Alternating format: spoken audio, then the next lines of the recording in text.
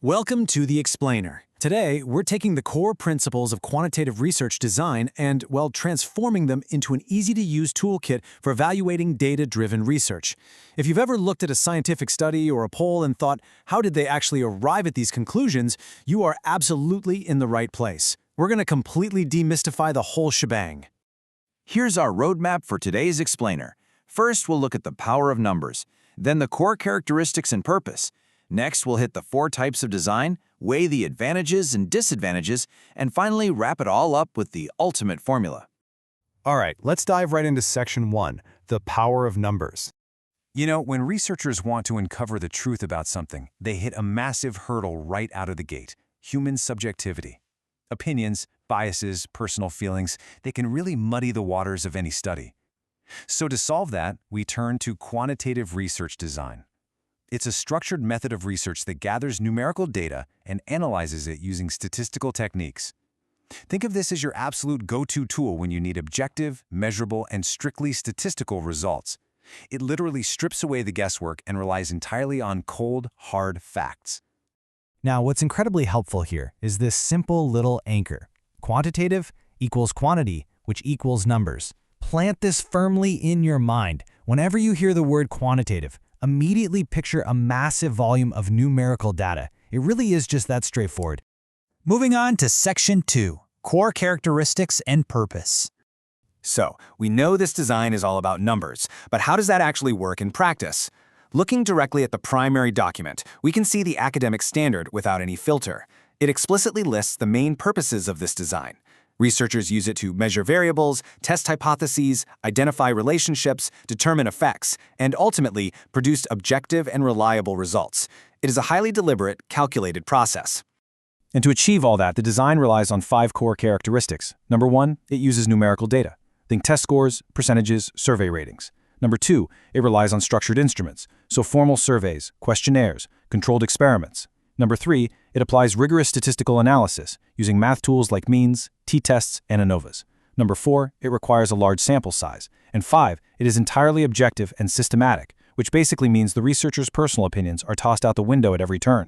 Actually, I want to pause for a second and zoom in on that 4th characteristic, large sample size.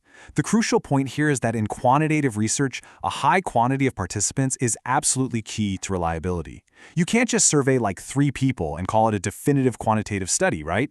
To find real patterns and test mathematical relationships, you need a robust, large group of subjects. Simply put, the more data points you have, the more trustworthy your statistical results will be. Okay, Section 3, 4 types of design. Now, researchers actually have specific ways to apply this numerical method, depending entirely on what they're trying to figure out in the real world. We're pulling these 4 specific models straight from the academic literature, so let's translate them and see how they actually function when studying human behavior. We've got those 4 types organized into a simple, quick reference table for you. First up is descriptive research, which, as the name implies, simply describes what exists. A great example? Measuring the study habits of grade 12 students. Second is correlational. This one looks at the relationship between 2 variables, like how your sleep schedule relates to your academic performance. Third is experimental, which tests direct cause and effect. Think about testing how specific teaching strategies impact student achievement.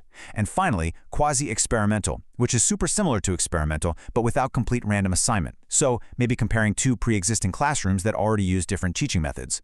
Let's look at a highly practical, real-world example provided in the literature. A descriptive correlational study determining the relationship between social media usage and academic performance among senior high school students. Just look at how researchers elegantly combine 2 of the types we just talked about. They're quantitatively describing the social media usage and then finding the mathematical correlation with grades.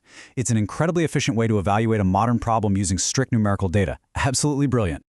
Moving right along to Section 4, advantages and disadvantages. As powerful as this method is, no single tool is perfect for every single job. It is vital that we impartially weigh the trade-offs of this approach. The methodology itself is actually incredibly transparent about its own limitations. Let's extract these lists of pros and cons and break them down side by side to really understand what's at stake here. First, the advantages. Quantitative research is fantastic because it produces highly measurable results. Since everything gets converted into numbers, it inherently allows for advanced statistical analysis, and that makes the conclusions way more objective and reliable than personal anecdotes. Plus, because you're using standardized tools like structured surveys, you can study massive populations super efficiently. And finally, having all this numerical data makes it incredibly easy to compare different groups or track changes over time. Honestly, it is an absolute powerhouse for establishing solid, undeniable facts. However, we gotta look neutrally at the other side of the coin. The main disadvantage is that strict numbers simply cannot explain deeper meanings or human emotions. When a researcher relies solely on this method, they can become way too focused on the numbers and completely miss the context behind them. Because of that, this design offers a really limited understanding of personal experiences. Like a survey might tell you that 80% of people are unhappy, but it's definitely not going to capture the nuanced emotional story of why they feel that way. So, to summarize this trade-off, on one side, you've got objective, reliable, measurable data across large populations. On the other side, you risk missing out on deeper meanings, emotions, and nuanced personal experiences. This highlights exactly why researchers must choose their methods very carefully depending on what they actually want to learn. If you want the how many, you use quantitative. If you want the deep why, well, you might need a different tool altogether. And that brings us to Section 5, the ultimate formula. We've covered the definitions, the mechanics, the types, and the trade-offs. Now for the secret sauce you can actually take out into the real world, a foolproof checklist. If you're reading an article, watching the news, or looking at a study and you want to know if it's a quantitative design, just ask yourself if it involves these 4 things: statistics, measurements, percentages, or numerical comparisons. If you see those elements, you can be highly confident that you are looking at quantitative research. It is literally your personal radar for spotting data-driven science. And this equation summarizes everything we've talked about today.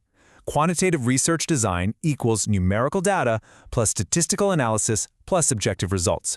That is the entire concept distilled into its purest, simplest form. If you remember this formula, you have officially mastered the foundation of quantitative design. As we wrap up this explainer today, I want to leave you with a provocative thought. We've seen just how powerful this method is, right? Numbers give us the objective truth, eliminating bias and cutting straight through the noise. But what important human stories are we missing when we only look at the data? Think about that the next time you see a headline driven purely by statistics. Keep questioning the methods behind the information you consume, and keep seeking to understand the full picture. Thanks so much for joining me on the explainer today, and keep on learning.